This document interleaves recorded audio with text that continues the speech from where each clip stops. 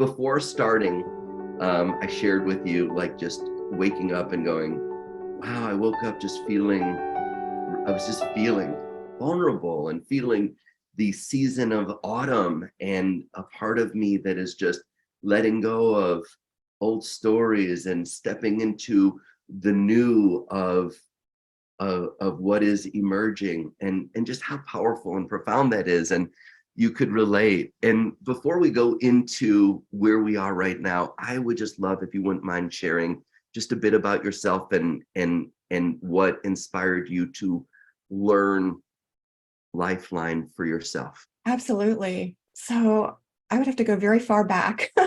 I would say I came to the Lifeline really as a key part of what I like to call a soul contract to awaken me to my mission and what I have found to be my life purpose of helping others to overcome their emotional suffering.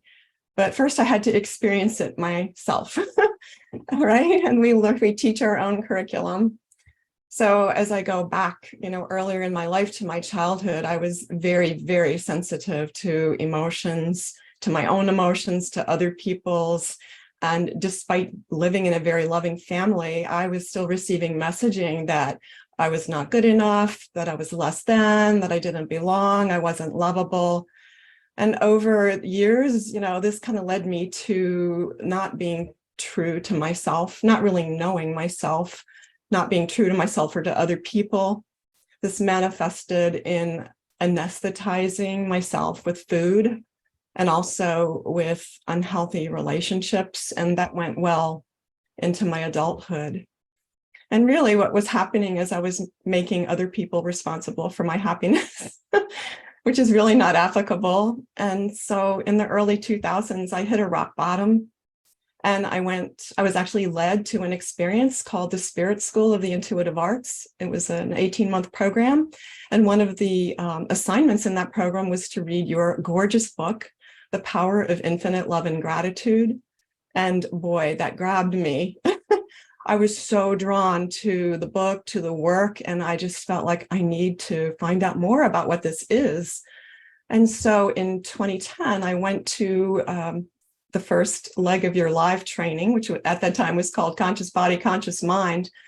And I was just enamored with it. And at the same time, that old limiting programming was telling me, oh, you're just getting so old, you're never going to remember all this languaging and the steps and all of this. And then it turned out I had to take a break from it because I had a hysterectomy.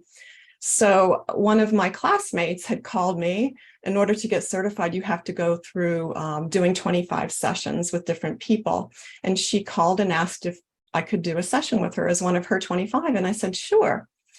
So I was actually hesitant to share this because, this is this old persecution complex, but I'm going to share it.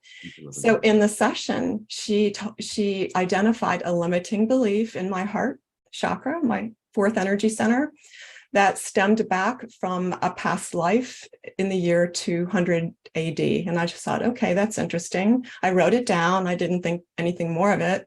I thought more about, should I continue this Lifeline training? And then I had an intuitive reading with my teacher from the Spirit School of Intuitive Arts. And I asked her about Lifeline.